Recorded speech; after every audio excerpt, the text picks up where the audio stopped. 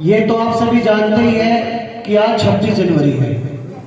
26 जनवरी सन 1950 को हमारा देश गणतंत्र हुआ था।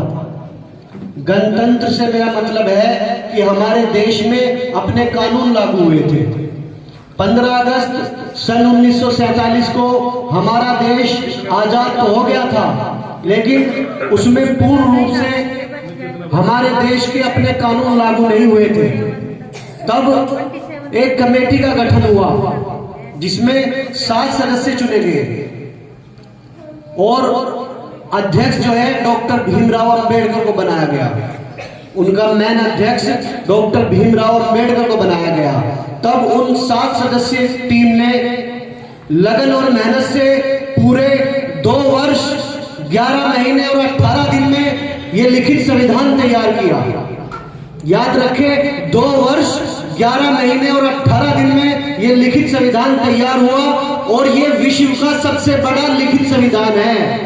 हमारा देश पूरे विश्व में सबसे बड़ा लोकतांत्रिक देश है जिसका लिखित संविधान सबसे बड़ा है।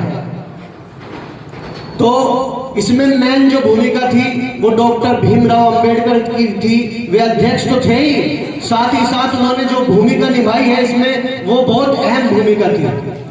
और यहां तक देश पहुंचा, मैंने बहुत आसानी से आप लोगों को बता दिया कि देश में गणतंत्रता दिवस मनाया गया 26 जनवरी 1950 को, लेकिन इससे पहले बहुत लंबा इतिहास है। बहुत सारे वीर शहीदों की गाथाएं हैं जिन्होंने अपने प्राण की आहुति देकर, अपने रक्त का कण कण बहाकर पहले इस देश को आजाद कराया था।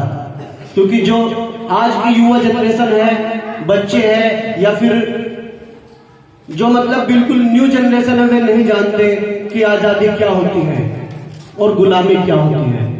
अरे आजादी और गुलामी के बारे में पूछना है तो कैद में पड़े हुए उस पंछी से पूछिए जो पिंजरे में कैद है। वो बताएगा आपको कि आजादी क्या होती है, गुलामी क्या होती है। हम और आप लोगों ने आजादी और गुलामी देखी कहां है। हम लोगों को शायद इतनी महत्वता नहीं पता, लेकिन हमारा कर्तव्य है, हमें उन वीर गाथाओं को पढ़ना चाहिए। उन वीर सपूतों की जो जीवनियां हैं, उनकी बायोग्राफी है, उनको जो है सर्च करके उनको पढ़ना चाहिए और उनके बलिदान को याद करना चाहिए। क्योंकि उन्होंने हमें कहा था कि जब शहीदों की अर्थी उठे धूम से, देश वालों तुम आंसू बहाना नहीं। जब शहीदों की अर्थी उठे धूम से, देश वालों तुम आंसू बहाना नहीं, लेकिन जब मनाओ आजाद भारत का दिन, उस घड़ी तुम हमें भुलाना नहीं। तो मैं उन्हीं देशभक्तों को आज याद करने का दिन है। क्योंकि भरा नहीं जो भाव से बहती, जिसमें रसधार नहीं, वो हृदय नहीं है, पत्थर है जिसमें अपने देश के लिए प्यार नहीं। अरे याद कीजिए अल्लामा इकबाल साहब को, जिन्होंने कहा था सारे जहां से अच्छा हिंदुस्तान हमारा। याद कीजिए सुभाष चंद्र बोस को, जिन्होंने कहा था कि तुम मुझे खून दो मैं तुम्हें आजादी दूंगा। याद कीजिए राष्ट्रपिता महात्मा गांधी को, जिन्होंने कहा था अंग्रेजों भारत छोड़ो। और याद कीजिए ऐसे ही सभी स्वतंत्रता सेनानियों को, जिन्होंने हंसते हंसते अपने जान की आहुति दे दी, अपने प्राणों को न्योछावर कर दिया सिर्फ हमें आजादी दिलाने के लिए।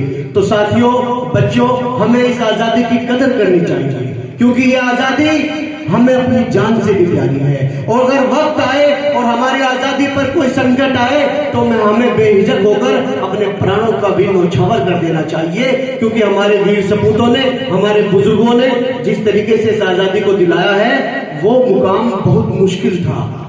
तो बातें तो बहुत है, लेकिन मैं यहीं पर अपनी बात खत्म करता हूं। जय हिंद, जय भारत।